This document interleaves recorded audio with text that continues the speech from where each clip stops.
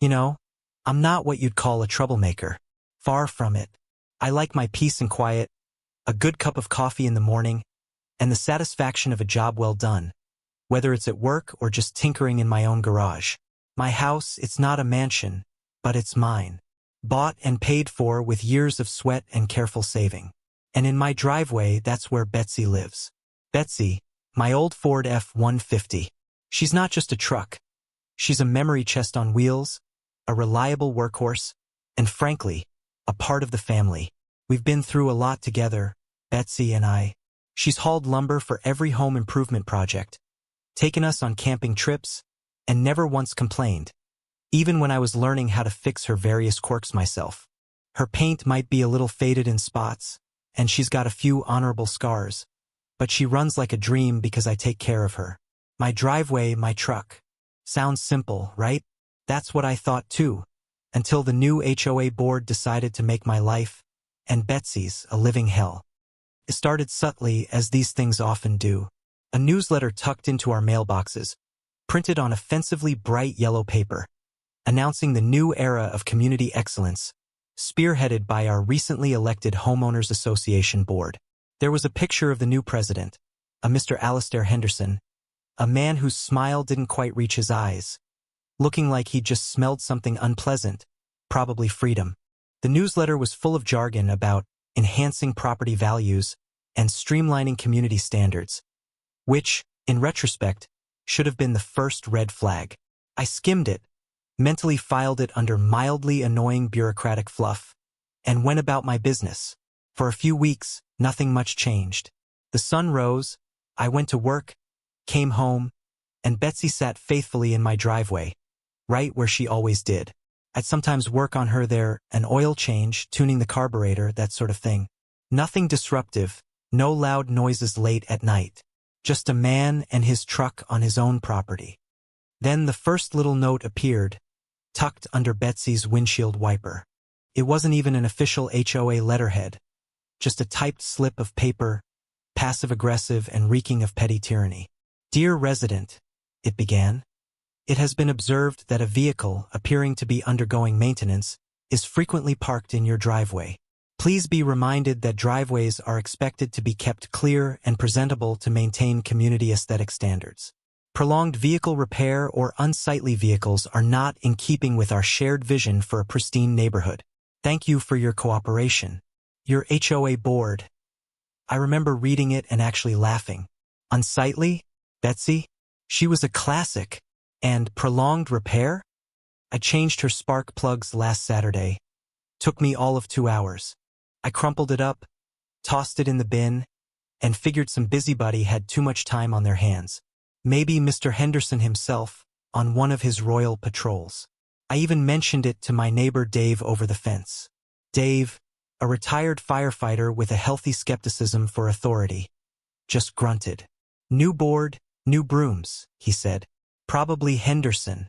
Guy looks like he starches his underwear. Just ignore it. They can't do much about your own driveway. Oh, how wrong we both were. But at that point, it was just a minor irritation. A buzzing gnat in an otherwise pleasant summer. I had no idea this was the opening salvo in a war I didn't ask for, but one I was damn well going to finish. The thought that they could actually try to tow my truck from my own driveway? That was so far beyond the realm of possibility, it wasn't even a speck on the horizon. Not yet. The quiet before the storm, as they say. And Mr. Henderson, with his pristine vision, was about to learn that some things, like a man's love for his truck and his own damn property, aren't so easily streamlined. This initial, almost laughably vague note was just the HOA dipping its toe in the water, testing the temperature of my compliance. They probably expected me to tuck Betsy away in the garage, maybe polish the chrome a bit more. They clearly didn't know me or Betsy very well. The first note, the yellow peril as I started to call it in my head, was followed by a period of deceptive calm. A week passed then too. I continued my life as normal. Betsy remained in her rightful spot in the driveway, and I even did a bit of waxing on her hood one sunny Saturday, mostly to enjoy the weather and partly, I'll admit, as a small, unspoken act of defiance. I'd catch a glimpse of Mr. Henderson occasionally, doing his slow, judgmental drive-bys in his golf cart, his face set in a permanent frown that seemed to deepen slightly as he passed my house. It was almost comical, this self-appointed guardian of neighborhood aesthetics. I imagined him having a little checklist. Lawn trimmed to precisely 25 inches, check. Regulation mailbox, check. No gnomes of unsanctioned design, check. My truck, however, clearly threw a wrench in his perfect suburban utopia. The calm, of course, was just the HOA gathering its forces, or more likely, Mr. Henderson stewing in his own officiousness and trying to figure out how to escalate things according to his precious rulebook. I should have been more proactive, perhaps, but like I said, I'm not one to seek out conflict. And the idea that an HOA could dictate what I did with a fully operational, registered, and insured vehicle on my own private driveway still seemed ludicrous. The other shoe finally dropped on a Tuesday morning. This time, it wasn't a flimsy slip of paper. It was an official-looking envelope, complete with the HOA logo, a very generic tree inside a circle, an attempt at pastoral charm that felt deeply ironic given their current mission. Inside, a letter, typed on thick, expensive-feeling paper, probably to add a sense of weight and authority. It was addressed to me by name. Formal notice of bylaw violation. The header screamed in bold, underlined typeface. My heart sank a little. This felt different, more serious. The letter, penned in the most excruciatingly bureaucratic language imaginable, cited some obscure subclause, Article 4, Section 3, Paragraph B, if I recall, which apparently stated that no vehicle shall be parked on any private driveway for a period exceeding 72 hours if said vehicle is deemed to be in a state of disrepair, used for commercial purposes, unless a permitted work vehicle, or detracts from the harmonious visual appeal of the community, as determined by the Architectural Review Committee, acting on behalf of the board. It went on to say that my vehicle, a blue Ford pickup truck, license plate, Betsy's plate number, had been observed to be in violation of this rule on multiple occasions. It conveniently failed to mention how they determined Betsy was in disrepair, she wasn't, or how she detracted from the harmonious visual appeal more than, say, Henderson's smug face. The letter concluded with a demand. I had 7 days to rectify the violation, which I took to mean either hide Betsy or get rid of her. Failure to comply, it warned, will result in further action, including but not limited to fines and the potential removal of the offending vehicle at the owner's expense. Removal. Towing. From my own driveway. The words leaped off the page. Now I was angry, not just annoyed, but that deep, slow-burning anger that comes when someone is trying to push you around for no good reason. I immediately called the HOA office number listed on the letterhead. A bored-sounding administrative assistant answered. I asked to speak to Mr. Henderson. Mr. Henderson is in a meeting, she droned, a phrase I suspected was her default setting. I insisted. I told her it was regarding a formal notice and was urgent. After a sigh that could have powered a small windmill, she put me on hold. The hold music was an aggressively cheerful instrumental version of some pop song I vaguely recognized, which only fueled my irritation. Finally, after what felt like an eternity, a voice I recognized from the newsletter photo, dripping with condescension, came on the line. Alistair Henderson speaking. How may I assist you? I explained who I was and why I was calling, trying to keep my voice even professional. Ah, yes, Mr. Johnson, he said, his tone suggesting he was dealing with a particularly dim-witted child. The blue pickup.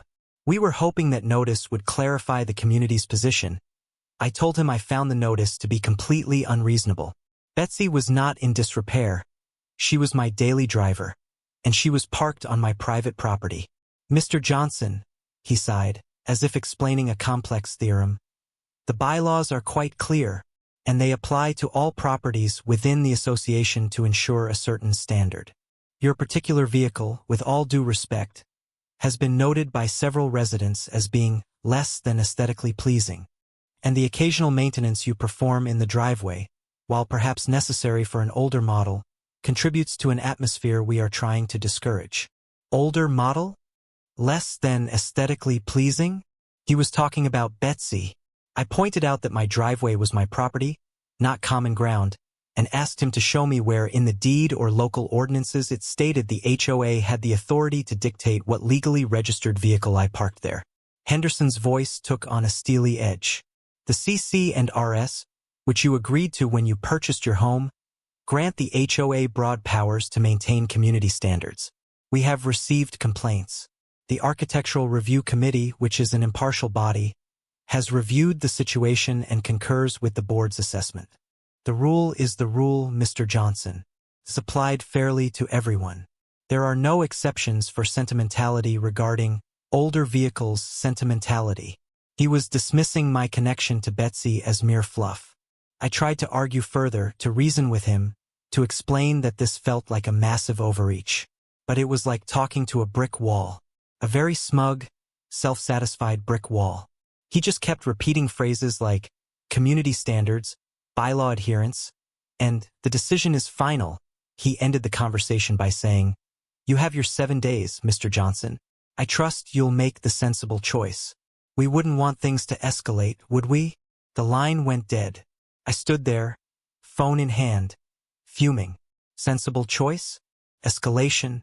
He was threatening to tow my truck from my own damn driveway, and he was talking about me escalating? The sheer arrogance was breathtaking. This wasn't about community standards. This was about power. Henderson's power. And he was clearly enjoying wielding it. My initial annoyance had now blossomed into full-blown indignation. This wasn't just about a truck anymore. This was about my rights, my home, and not being bullied by some petty tyrant in a golf cart. The battle lines, it seemed, were drawn, and Mr. Alastair Henderson had severely underestimated my capacity for escalation when pushed. The 7-day deadline loomed like a guillotine. Every morning I'd wake up, look out the window, and see Betsy sitting there, a silent testament to my defiance, and feel a fresh wave of anxiety mixed with determination. Mr. Henderson's smug, dismissive tone replayed in my head. The rule is the rule, no exceptions for sentimentality. The man was a walking, talking embodiment of bureaucratic overreach. I wasn't just going to roll over. My first step was to reread my copy of the HOA covenants, conditions, and restrictions, the dreaded CC and RS. It was a document thicker than a phone book from a small city, written in legalese so dense it could cure insomnia. I waded through it, highlighter in hand, searching for Article 4, Section 3, Paragraph B. And there it was, just as Henderson had quoted, about vehicles in disrepair or detracting from harmonious visual appeal. But the wording was key. As determined by the Architectural Review Committee, who was on this committee? How did they make their determinations? Were there minutes of their meetings? It all felt incredibly subjective and arbitrary. I started talking to neighbors, cautiously at first. Turns out, I wasn't the only one who'd had a run-in with Henderson's new era of community excellence. Mrs. Peterson, 3 doors down, had received a notice about her garden gnomes being non-compliant. Young Timmy Carmichael's basketball hoop, which had been at the end of his driveway for years, was suddenly a safety hazard, and an eyesore. Henderson was on a rampage, a one-man crusade for beige conformity. Dave, my retired firefighter neighbor, was a goldmine of information. "That Architectural Review Committee?" he scoffed, leaning over the fence one afternoon. "That's Henderson and 2 of his cronies, Mildred Perkins, who thinks anything newer than 1950 is garish, and Bob Jenkins, who just agrees with Henderson on everything so he can get his patio extension approved. It's a kangaroo court, mate." This was disheartening but also strangely galvanizing. It wasn't just me. It was a pattern of abuse of power. The deadline was now 3 days away. The pressure was mounting. One evening, as I was bringing in the groceries, I saw a tow truck cruising slowly down our street. It wasn't one of the local companies I recognized. This one was unmarked, just a generic white flatbed. The driver, a burly guy with a bored expression, seemed to be looking at house numbers. He slowed down as he passed my house, his gaze lingering on Betsy for a moment too long. Then he continued down the street and turned the corner. My blood ran cold. Were they already scouting? Were they going to try and tow her in the middle of the night? The thought sent a jolt of pure adrenaline through me. This was no longer an abstract threat confined to a piece of paper. This was real. That night I barely slept. I kept imagining the screech of a tow truck, Betsy being dragged away. The next morning, I resolved to take more decisive action. I called my cousin, Sarah, who's a paralegal.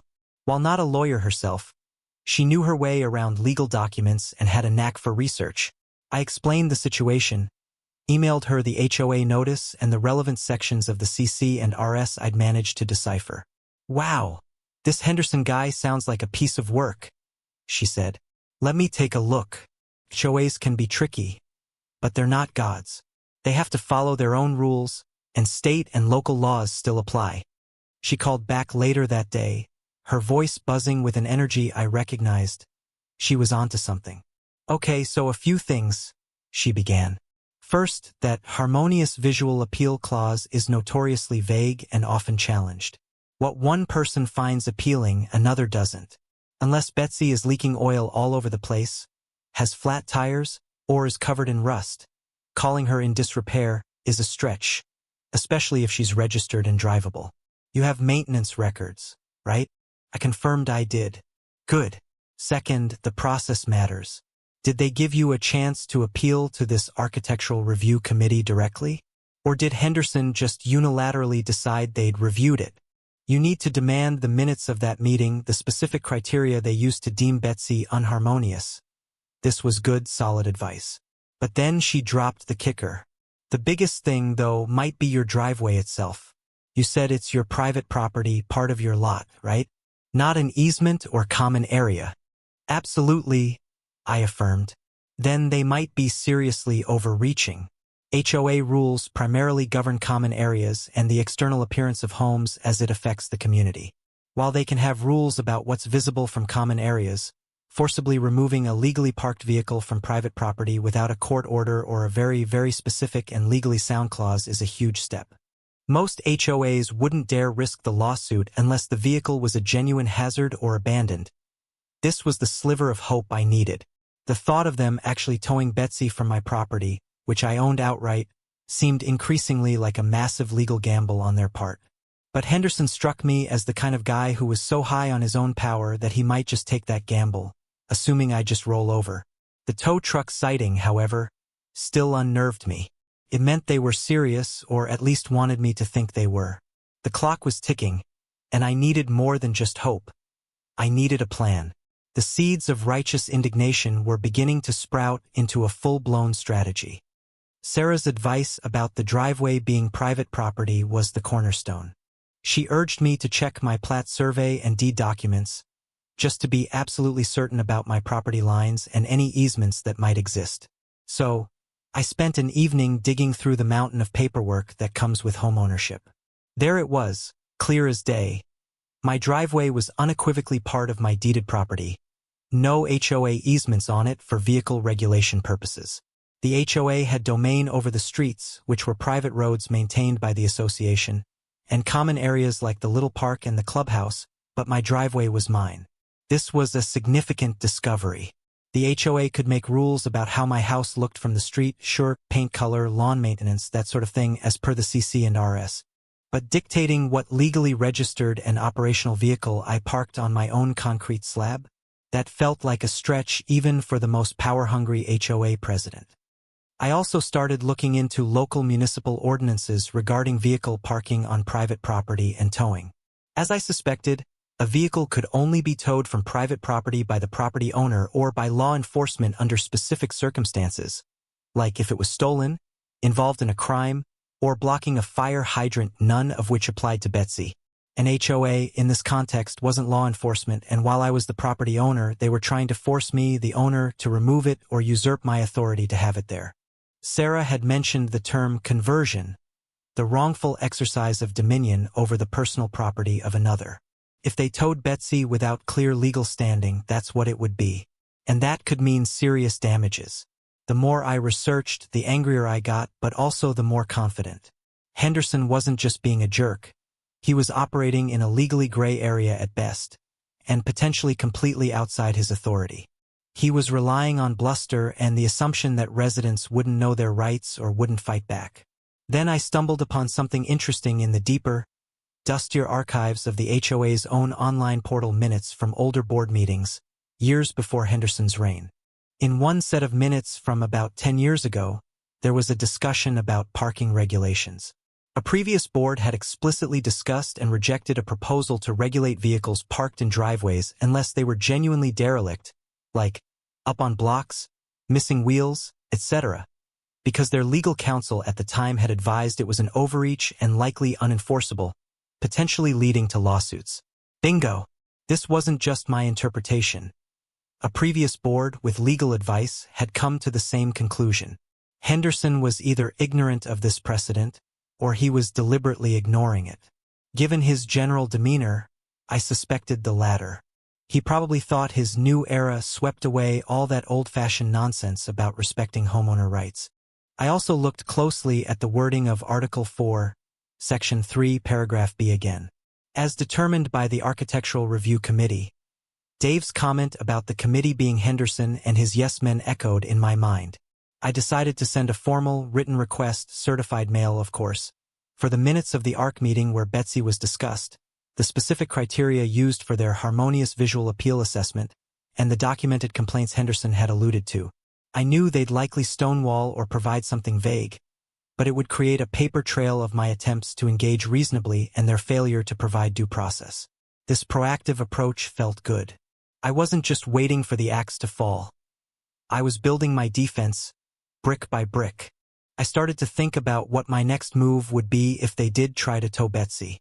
I wouldn't get violent, of course, but I would stand my ground, present my evidence, inform the tow truck driver of the legal ramifications. Maybe I'd even call the police myself to report a potential illegal tow in progress. The thought of Henderson's face if that happened brought a grim smile to my lips. He wanted escalation. He was about to find out what real, informed escalation looked like. The why of his vendetta was becoming clearer. It wasn't about rules. It was about control and making an example of someone. He'd picked the wrong someone. My research had armed me, and now a new, more audacious idea began to percolate, a way to turn their tactics back on them. If they were going to play dirty with threats against my property, maybe I needed to find a way to inconvenience them within the bounds of the law. The deadline was tomorrow. I had my documentation ready. Copies of my deed showing the driveway was private property, the old HOA meeting minutes questioning the enforceability of such rules, printouts of local towing ordinances, and a neatly typed letter outlining my position that their notice was invalid and demanding they cease and desist any further action against my vehicle. I felt like a soldier preparing for battle, ammunition carefully arranged. But a defensive posture wasn't enough anymore. Henderson's arrogance, the sheer audacity of trying to tow a man's truck from his own driveway based on a subjective aesthetic clause, had lit a fire under me. They were trying to control my private space, my personal property. What if I could use their own rules or the layout of their precious community against them? The HOA clubhouse and management office was a modest but centrally located building. It had a small parking lot, and the entrance to that lot was via a single driveway cutting across a strip of common land from the main community road. This driveway was HOA property, used by residents visiting the office, by staff, and by Henderson for his grand arrivals in his golf cart. What if, I mused, a vehicle were to become, unfortunately disabled right at the entrance to that driveway, blocking it completely? My own truck, Betsy, was, according to them, practically a candidate for the scrap heap anyway, despite her perfect running order. So, if she were to suffer a sudden, catastrophic, and very public breakdown in a strategically inconvenient location for the HOA, it would be almost predictable by their logic. The irony was delicious. I spent an hour that evening, after dark, just walking around the HOA office area, observing. The entrance was about 12 feet wide. Betsy was just under 7 feet wide. If parked correctly, or rather, incorrectly from their perspective, she could block it almost entirely.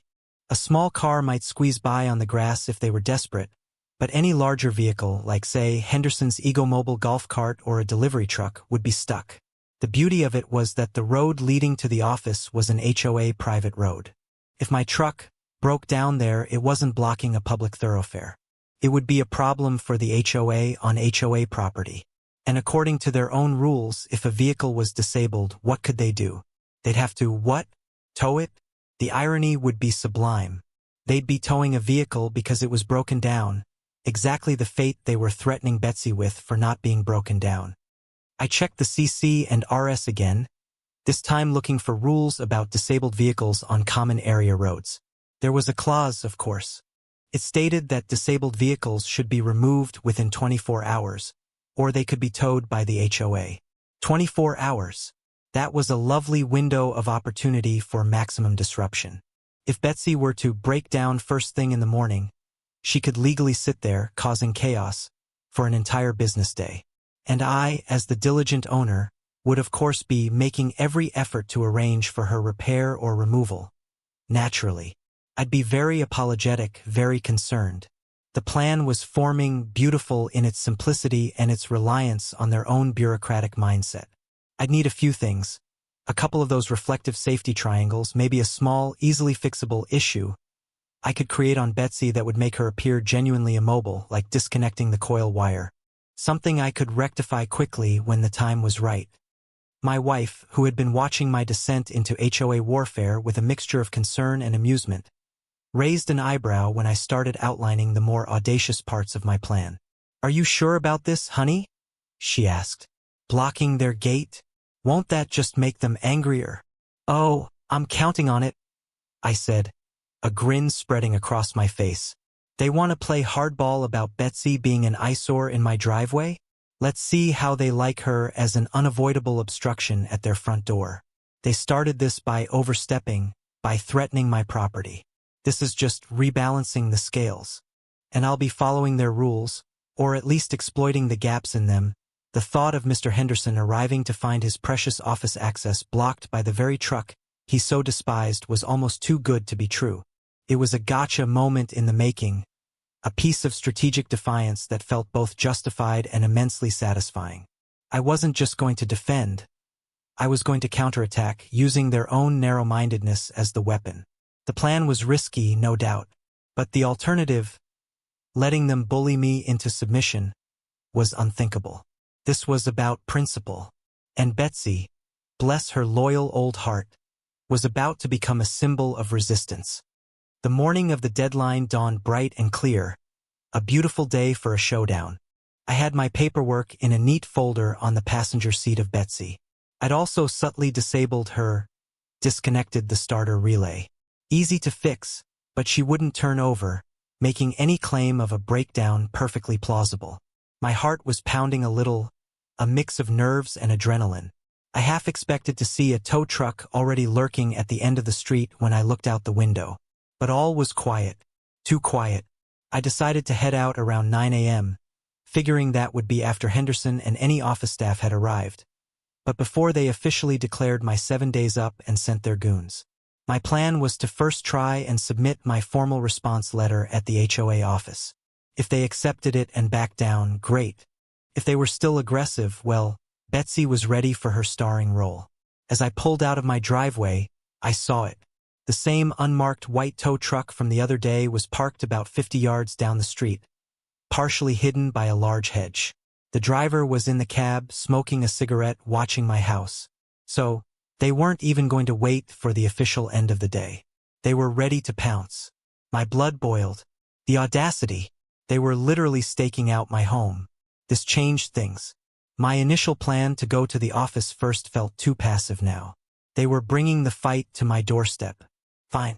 I pulled Betsy back into my driveway, got out, and walked towards the tow truck.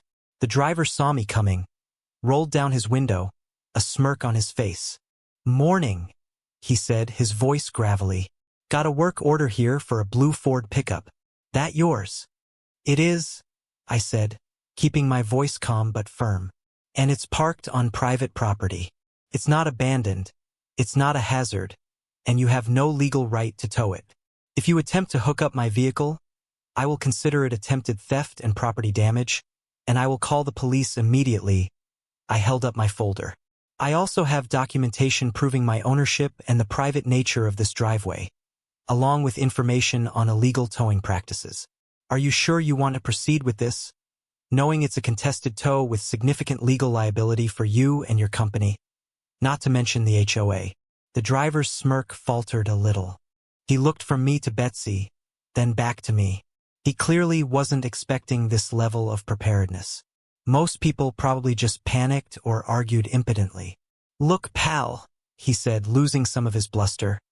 "I just go where they send me. Got a signed order from the HOA. An order that's based on a false premise and is legally questionable," I countered.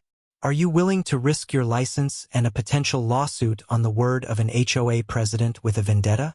Because I assure you, I will pursue this to the fullest extent of the law." I could see him weighing his options. Towing a vehicle against an owner's direct, informed protest, especially from private property, is a legal minefield for tow companies. They usually prefer easy, undisputed tows. "Let me make a call," he grumbled, picking up his phone. He turned away, speaking in low tones. I couldn't hear much, but I caught phrases like, "Owners right here," "talking lawsuits," and "says it's illegal." After a few minutes, he hung up, looking thoroughly annoyed. "All right, look," he said, his earlier arrogance gone. "The office wants to talk to you. They said to tell you Mr. Henderson will meet you at the clubhouse in 30 minutes. They're putting the tow on hold, for now. Victory, round 1. He wasn't going to tow, at least not yet. But this just confirmed Henderson's aggressive stance. He was trying to intimidate me into compliance by having the tow truck literally on my street. The nerve of that man. "Fine," I said. "Tell Mr. Henderson I'll be there. And you can tell him that if this truck so much as gets a scratch from any further attempts while I'm gone, he'll be hearing from my lawyer before he hears from me." The driver just nodded, started his engine, and with a final disgruntled look, pulled away. The tow truck retreating was a small victory, but I knew this was far from over. Henderson wanted a face-to-face, probably to try and bully me in person. Fine. But now, my counter-move felt even more justified, even more necessary. They had brought the threat directly to my home. It was time to return the favor. Instead of heading straight to the clubhouse, I took a slight detour. Betsy, with her conveniently disconnected starter relay, was about to make an unscheduled stop. It was time to spring the trap. The HOA thought they had me cornered. They had no idea I was about to turn their own tactics, their own controlled environment, against them. The sight of that tow truck driver's initial smirk, so full of assumed power, morphing into uncertainty and then annoyance, was a small taste of the satisfaction to come. Henderson wanted to meet. Oh, we were going to meet. But the terms of engagement were about to change dramatically, and not in his favor. This wasn't just about saving Betsy anymore. This was about teaching Mr. Alistair Henderson a lesson in humility and the proper limits of HOA authority. I drove Betsy towards the HOA clubhouse, not directly to the parking lot entrance as one normally would, but rather slowly, deliberately, along the edge of the private HOA access road that led to it. My heart was thumping a steady rhythm of defiance. This was it, the point of no return.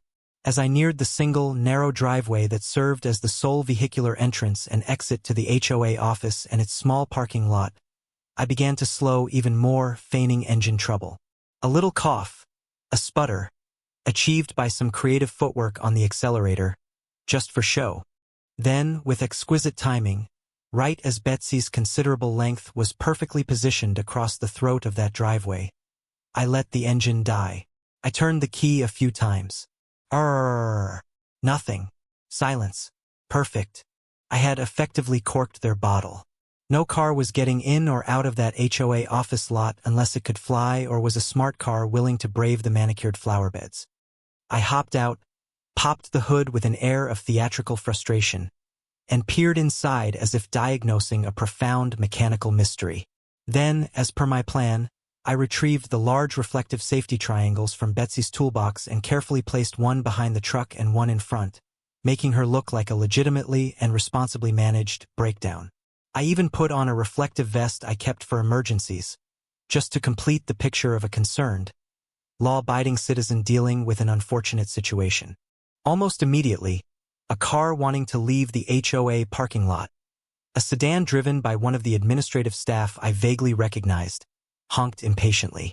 I turned, put on my most apologetic face, and shrugged with a gesture that said, "What can I do?" Broke down. She threw her hands up in exasperation and cut her engine. The first casualty of Operation Trojan Horse, or rather Operation Trojan Truck. Within minutes, the predictable chaos began to unfold. Another car tried to enter, saw the blockage, and the driver started laying on their horn. From inside the clubhouse, I could see Henderson's silhouette appear in his office window, peering out. His posture, even from a distance, radiated irritation. He probably thought it was just some inconsiderate resident. Oh, he was in for a surprise. I busied myself under the hood, pretending to check wires, occasionally shaking my head with a sigh, all while keeping an eye on the mounting drama. My phone buzzed. It was an unknown number, but I had a good idea who it would be. I let it go to voicemail. Let them stew. Let them experience the same feeling of helplessness and frustration they'd been so keen to inflict on me. The administrative assistant from the car trying to leave got out and walked over. "Excuse me, do you know how long you're going to be? Some of us have to leave," she said, her voice sharp. "Oh, I am so terribly sorry," I replied, oozing false sincerity. "She just died on me, right here. Can you believe the luck? I've called for assistance, but you know how it is. They said it could be a while." Her face tightened. "Well, you're blocking the entire driveway. Can't you push it?" I looked at Betsy, all 2+ tons of her. She's in park, and the steering's locked. I don't think she's going anywhere without a tow. Which, ironically, is what I'm trying to arrange. The irony was lost on her, but not on me. More cars were arriving now, both trying to enter and leave. A small backlog was forming on the HOA road. Horns were blaring intermittently. It was beautiful, controlled chaos. And then Mr. Alastair Henderson himself emerged from the clubhouse, his face a mask of thunder. He strode towards Betsy, his power walk radiating indignation. This was the moment I'd been waiting for. The initial reaction phase was complete. Now for the confrontation. He hadn't recognized it was my truck yet from his window, I guessed. He was about to find out exactly whose unsightly older model vehicle was causing him such profound inconvenience. Mr. Henderson marched up to the front of Betsy, his face flushed, looking like he was about to spontaneously combust from sheer apoplexy. He clearly hadn't registered it was my truck yet. He was probably too focused on the audacity of any vehicle daring to break down in such an inconsiderate location. "What is the meaning of this?" he boomed, addressing me as I straightened up from under the hood, wiping imaginary grease from my hands with a rag. "This vehicle is completely obstructing access to the HOA office. It must be moved immediately." That's when he got a proper look at me and then at Betsy. Recognition dawned in his eyes, followed by a wave of astonished fury. His jaw actually dropped for a second before snapping shut. "You," he sputtered, pointing a trembling finger. "Johnson, this is your contraption." The way he said contraption dripped with venom. "Mr. Henderson, good morning," I said, my voice calm, polite, a stark contrast to his barely contained rage. "Terrible luck, I'm afraid. Old Betsy here seems to have given up the ghost. Right here, of all places. I was just on my way to our scheduled meeting, ironically enough." I gave him my most earnest, gosh darn it look. Henderson was practically vibrating with anger. "Don't you give me that, Johnson. You did this deliberately. This is an outrageous act of sabotage," he shrieked, his voice cracking. Several residents who had been caught in the vehicular logjam were now out of their cars, watching the unfolding drama with keen interest. "Showtime." "Sabotage, Mr. Henderson?" I replied, feigning offense. "That's a very serious accusation. My truck has broken down. It's an older model, as you yourself have pointed out. These things happen. I've put out my safety triangles, and I'm awaiting assistance. I'm following all appropriate procedures." "Procedures? You're blocking our entire operation," he seethed. "I demand you move this eyesore, this instant." "Well, I'd love to, Mr. Henderson, but as you can see," I gestured vaguely at the engine, "she's not exactly cooperating. And as per Article 7, Section 2 of the CC&RS, regarding disabled vehicles on common property, I believe I have 24 hours to arrange for its removal, provided it's not posing an immediate safety hazard. which, thanks to my safety triangles, it is not. I saw a flicker of something in his eyes, surprise, perhaps, that I knew the specific article. He was used to quoting rules, not having them quoted back at him. This is an abuse of the rules, he insisted. You're doing this to retaliate for the notice about your vehicle. Retaliate, Mr. Henderson? I asked, eyebrows raised. I'm merely a victim of unfortunate mechanical failure. Just like you were concerned Betsy might fail in my driveway, it seems she chose to fail here instead. Perhaps the stress of your impending deadline for her rectification was too much for her old circuits. A few of the watching residents chuckled quietly. Henderson's face went from red to a rather alarming shade of purple. I'm calling the police, he threatened. And I'm calling a tow truck. We'll have this heap of junk out of here in an hour. And you'll pay for every penny, plus fines for obstruction. You do that, Mr. Henderson, I said evenly. The police will determine it's a civil matter on private HOA property, especially since the vehicle is clearly marked as disabled and I, the owner, am present and actively seeking assistance. And as for towing, well, you'll recall our conversation this morning about the legalities of towing a vehicle without undisputed cause. Forcibly towing my truck from here, when I'm complying with the 24-hour rule for disabled vehicles, could be very problematic for you and the HOA. Especially since I already have my preferred towing service on notice. Though they are, regrettably, very busy today, I patted Betsy's fender. She's a bit particular about who touches her. The standoff was palpable. Henderson was fuming, his fists clenched. He was used to people cowering, not calmly citing his own rulebook back at him. He pulled out his phone, 手指颤抖地拨号. Yes, police? I need to report a vehicle deliberately obstructing a private driveway. Yes, the HOA clubhouse. The owner is here and refusing to move it. He glared at me while he spoke. I just leaned against Betsy's fender, arms crossed, waiting. This was going exactly as planned. The police eventually arrived, 2 officers, looking more weary than concerned. Henderson rushed over to them, launching into an agitated explanation, pointing at me, at Betsy, at the line of inconvenienced cars. The officers listened patiently, then strolled over to me. Your vehicle, sir? One asked. Yes, officer. Broke down about an hour ago. Just on my way to a meeting at the HOA office. Ironically. Called my roadside assistance, but they're quoting a few hours. Put out my triangles, as you can see. He did it on purpose, Henderson interjected, practically dancing with frustration. The officer gave Henderson a calming gesture. Sir, is this a public road or private HOA property? He asked me. Private HOA road, officer. And this is the entrance to their private parking lot. The officer nodded. He turned to his partner. They had a brief, quiet discussion. Then he addressed Henderson. Sir, from what we can ascertain, this vehicle is on private property belonging to the HOA. The owner states it's disabled and he's arranging for its removal. As long as it's not an immediate public safety hazard on a city street, this appears to be a civil matter between the vehicle owner and the homeowners association. We can't compel him to move it if it's genuinely broken down, and we certainly can't tow it ourselves under these circumstances. Henderson looked like he'd been slapped. But he's admitted it's an older model. It's clearly a piece of junk. He's doing this to get back at me. Sir, your opinions on the vehicle's condition or the owner's motives aren't something we can act on, the officer said, his voice firm but polite. You'll need to resolve this through your own HOA procedures or civil channels if you believe he's violating your rules in a way that doesn't involve immediate public safety. With that, the officers gave a nod, wished me luck with my repairs, and drove off, leaving Henderson standing there, utterly defeated in that moment, with a line of increasingly disgruntled residents watching his public meltdown. The HOA president, the man who wielded the CC and RS like a weapon, had just been told his weapon was useless in this particular battle. The sweet irony was almost overwhelming. The expression on his face was priceless.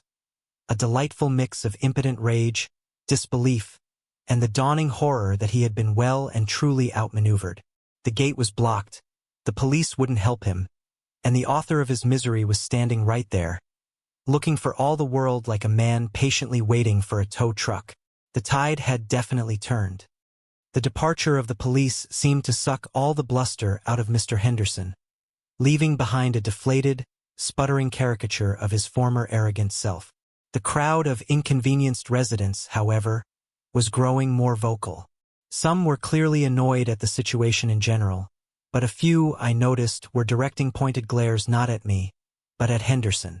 Dave, my neighbor, had even wandered over, a thermos of coffee in hand, looking like he was settling in for a good show. He gave me a subtle thumbs up. Henderson, momentarily stunned, seemed to rally some of his usual pomposity. "This is unacceptable, Johnson," he declared, though his voice lacked its earlier conviction. "You will be fined heavily for every hour this monstrosity blocks our facilities." I just shrugged. "You're welcome to try, Mr. Henderson. But as I said, I'm within the 24-hour grace period for a disabled vehicle on HOA common property. As per your own rules, I'm making all reasonable efforts. In fact, I pulled out my phone. I should probably check in with my towing service again. See if they have an updated ETA." I made a show of dialing, then listened intently. "Oh dear," I said with a sigh. "Still looking like 3 to 4 hours. Apparently there's a major pile-up on the interstate, and all their trucks are tied up. Such bad luck, eh?" Henderson looked like he was about to have an aneurysm. His face was blotchy, and a small tic had developed near his eye. Several HOA staff members had come out of the office and were huddled nearby, whispering and looking anxious. The phones inside the office were probably ringing off the hook with complaints from residents who couldn't access the building or staff who couldn't leave. The administrative assistant who'd first accosted me was now trying to placate an elderly woman who insisted she needed to pay her HOA dues in person right now, and couldn't understand why a giant blue truck was in her way. It was a beautiful tableau of bureaucratic meltdown. Hours passed. I made a few more calls to my towing service, each time reporting, with great regret, further delays. I politely declined Henderson's increasingly desperate demands that I somehow magically fix Betsy on the spot or push her out of the way with superhuman strength. "She's a heavy girl, Mr. Henderson," I'd say, "and I wouldn't want to cause any more damage, would I?" By lunchtime, the situation had reached a farcical peak. The HOA office was effectively paralyzed. No one could get in or out with a vehicle. Henderson had reportedly tried to call several tow companies himself, but they were either quoting him long waits, perhaps my busy tow service had spread the word about a problematic HOA, or were wary of touching a vehicle whose owner was present and clearly not consenting to their tow. One tow truck did show up, presumably summoned by Henderson, but after a brief conversation with me, where I calmly explained the situation, showed my fake call log to my preferred, fictional, towing service, and mentioned the prior police visit, the driver shrugged, said, "Not touching that, mate. Civil dispute," and drove off, much to Henderson's visible fury. The small victory of that moment was delicious. He was learning that his authority had very real limits, especially when confronted by someone who knew their rights and wasn't afraid to stand up to him. Around 2 p.m., with no end to the blockade in sight and the pressure from other residents clearly mounting, I'd overheard snippets about a canceled yoga class and a very angry contractor unable to pick up a check. Henderson's demeanor began to change. The rage was still there, simmering beneath the surface, but it was now tinged with a desperate, almost pleading quality. He approached me again, this time without the shouting. "Mr. Johnson," he began, his voice strained, "surely we can come to some arrangement. This situation is untenable." The magic word, arrangement. Negotiation. This is what I'd been waiting for. The mighty Henderson, forced to parley with the owner of the unsightly contraption. "An arrangement, Mr. Henderson?" I asked, keeping my tone neutral. "What did you have in mind?" "I'm still just waiting for my tow truck, you know. They are trying their best." He visibly winced at the mention of the tow truck. "Yes, well, perhaps the HOA could assist in expediting your vehicle's removal," he said, stumbling over the words, clearly hating every syllable. "If, of course, certain other outstanding matters could be resolved simultaneously." He was trying to sound like he was still in control, but his eyes told a different story. They were the eyes of a man trapped in a situation of his own making, desperately looking for a way out. The sweet, sweet smell of impending victory was in the air. The standoff had worked. His fortress was breached, not by force, but by a well-placed, legally sound, and utterly infuriating breakdown. "Outstanding matters, Mr. Henderson?" I prompted gently, though inside I was doing a victory dance. "Are you referring, by any chance, to the notice about Betsy here being an unsightly vehicle that detracts from the harmonious visual appeal of my own driveway?" Henderson swallowed hard. His gaze flickered towards the line of now 6 or 7 cars still trapped or waiting, and the small crowd of onlookers. His public humiliation was ongoing. "Yes, well, perhaps there was a misunderstanding regarding that particular interpretation of the bylaw," he conceded, the words tasting like ash in his mouth. "Misunderstanding?" I pressed. "It seemed quite clear to me. You threatened to tow my truck from my private property. You sent a tow truck to my house this morning to do just that. That doesn't sound like a misunderstanding. That sounds like harassment and an abuse of power." His face tightened again. A flash of the old arrogance, but it quickly faded. He was cornered. "Mr. Johnson," he said, his voice dropping, "what do you want?" There it was, the question I'd been waiting for. I straightened up, no longer the folksy, apologetic owner of a broken-down truck, but a man who knew exactly what he wanted. "All right, Mr. Henderson, here's what I want," I began, my voice clear and firm, carrying to the nearby listeners. "First, I want a formal, written apology from the HOA board, signed by you, for the harassment and unwarranted threats regarding my vehicle parked in my private driveway. This apology will specifically acknowledge that the HOA overstepped its authority." Henderson's eyes widened slightly, but he didn't interrupt. "Second," I continued, "I want a written guarantee from the HOA board that no further action will ever be taken against me or my vehicle, Betsy, concerning its parking in my driveway, provided it remains legally registered, insured, and operational. The harmonious visual appeal clause, as it pertains to vehicles on private driveways that are not derelict, will not be applied to me. Third," I added, warming to my theme, "I want the HOA to issue a clarification to all residents, stating that the aforementioned bylaw regarding vehicle aesthetics will be reviewed for clarity and will not be used to harass owners about legally parked, operational vehicles on their own private property. In essence, you stop bullying people over perfectly fine cars in their own driveways." Henderson was speechless for a moment, his complexion shifting through various shades of pale and red. This was far more than he'd anticipated. He'd probably hoped a simple agreement to overlook my truck would suffice. That's outrageous," he finally managed, though it lacked any real force. "Is it, Mr. Henderson?" I countered calmly. "Is it more outrageous than trying to unlawfully tow a man's property? Is it more outrageous than this entire debacle you've created today through your own stubbornness and overreach?" I gestured to the blocked driveway, the frustrated residents. "Look around. This is on you. My terms are reasonable. They ensure this doesn't happen again to me or anyone else." Dave, my neighbor, actually let out a small cheer of "Hear, hear" from the sidelines, which earned him a venomous glare from Henderson. The HOA president looked trapped. He knew he had no good options. The office was paralyzed. Residents were angry. His authority was in tatters, and I wasn't budging. He looked at his watch, then at the sky, as if seeking divine intervention. None was forthcoming. He let out a long, shuddering sigh of defeat. "And if I agree to these terms?" he asked, his voice barely a whisper. "Then, Mr. Henderson," I said, allowing a small, triumphant smile to play on my lips, "I will make another call to my towing service, and I have a feeling, just a feeling, that they might suddenly find an available truck in the area. And Betsy here," I patted her fender again, "might just experience a miraculous recovery sufficient to get her out of your way." The implication was clear. Cooperation for cooperation. He stared at me, then at Betsy, then back at me. The cogs were turning in his mind. He was beaten, and he knew it. The only question now was how gracefully he would surrender.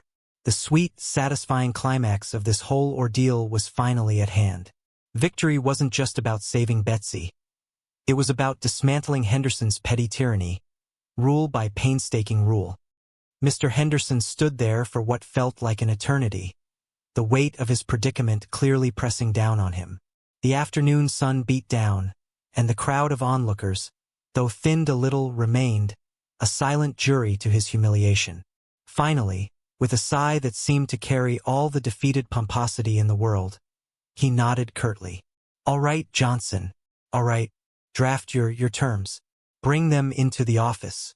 We'll review them? Oh no, we weren't playing that game.